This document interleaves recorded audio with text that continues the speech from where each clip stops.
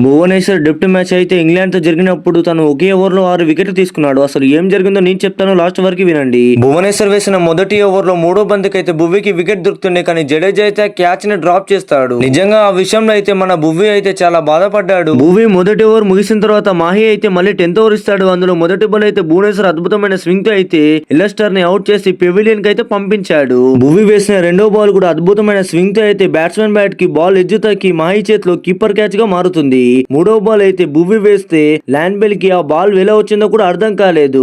Bat ఏదో తింపాడు, అది catch గా మారి అవుట్ అయిపోతాడు. ల్యాండ్ బెల్ కూడా అతను కూడా పెవిలియన్ కి వెళ్ళక తప్పలేదు. భువీ అయితే నాలుగో బాల్ అయితే స్ట్రేట్ గా వేస్తాడు, కానీ బ్యాట్స్మెన్ అయితే ఆ బాల్ ని గెలికి మరీ అయితే అవుట్ అవుతాడు. అది ఎడ్జ్గా తాకుతుంది, మాహి చేతిలో మళ్ళీ కీపర్ క్యాచ్ గా మారుతుంది. ఇక భువీ దాంతో అయితే చాలా సంతోషంగా ఉన్నాడు.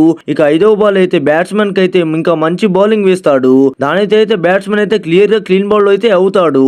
ఇక భువీ సంతోషం ఇంకాస్త పెరిగింది. ఇక భువీ వేసిన బాల్ అయితే బ్యాట్స్మెన్ కి అర్థం కాలేదు, దాన్ని క్యాచ్ లేపు అయితే బ్యాట్స్మెన్ అయితే అవుట్ అవుతాడు. దానితో అయితే మన భువనేశ్వర్ కుమార్ 6 వికెట్లు తీసుకున్నాడు తన డెప్ట్ మ్యాచ్ లో.